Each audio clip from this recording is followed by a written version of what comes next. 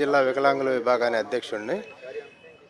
ఈ ప్రభుత్వంలో అభివృద్ధి చేస్తాం, సంపద సృష్టిస్తామన్నారు. వికలాంగుల పెన్షన్లు తీసేసి సంపద సృష్టించడమేనా, భావ్యమేనా? ఇది బతకలేని జీవితంలో అందరిలో, సమాజంలో అందరితో పాటు మేము బతకలేని పొజిషన్లో ఉన్న వాళ్ళని మా మీద జాలి కలిసి ఇచ్చినటువంటి పింఛన్ని ఆర్థిక పరమైన విషయాలతో ముడిపెట్టి మాలాంటి జీవితం సాగించుకోలేనటువంటి వికలాంగుల కడుపు కొట్టడం ఈ ప్రభుత్వానికి ఎంత మటుకు భావ్యమని వికలాంగుల సమాజం తరపున, వికలాంగులందరి తరపున ఈ ప్రభుత్వాన్ని ప్రశ్నించడం జరుగుతుంది. అలాగే ఇంతకుముందు నడవలేని పొజిషను, కొంతమంది కాలకృత్యాలు తీర్చుకోలేని పొజిషన్ ఉన్న వాళ్ళకి 90%, 95%, 90% అని చెప్పి వాళ్ళకి 15,000 రూపాయలు ఇంట్లో మంచం మీద నుంచి కాలకృత్యాలు కూడా తీర్చుకోలేని వాళ్ళకి దాన్ని పర్సంటేజీలు వంకబెట్టి పర్సంటేజీలు తగ్గించేసి వాళ్ళని 6,000 కుదిచ్చేసి వాళ్ళ జీవనోపాధి మీద ఎంతో ఇబ్బంది కలిగిస్తున్నట్టు ప్రభుత్వాన్ని కొద్ది కళ్ళు తెరిచి ఇలాంటి వాళ్ళ మానవతర దృక్పథంతో ఆలోచించాలని చెప్పని ప్రభుత్వాన్ని, అలాగే ముఖ్యమంత్రి వారిని మా యందు వికలాంగులందు దయించి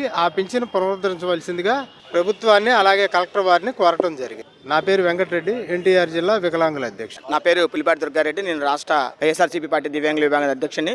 ఈరోజు కూటమి ప్రభుత్వంలో రీవెరిఫికేషన్ పేరుతోటి కొన్ని లక్షల మంది యొక్క పెన్షన్లను తొలగించడం జరిగింది.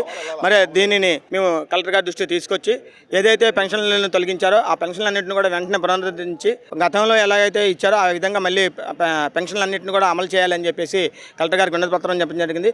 కూటమి ప్రభుత్వం ఏదైతే ఉందో సంపద సృష్టి అని చెప్పి వికలాంగుల యొక్క పెన్షన్లు తొలగించి మరి ఆ విధంగా సంపద సృష్టిస్తున్నారు. కొన్ని లక్షల కోట్ల రూపాయలు విలువైన భూములు మాత్రం బడాబాబులకి, రూపాయలకి, 99 పైసలకి మాత్రం అమ్మేస్తున్నారు.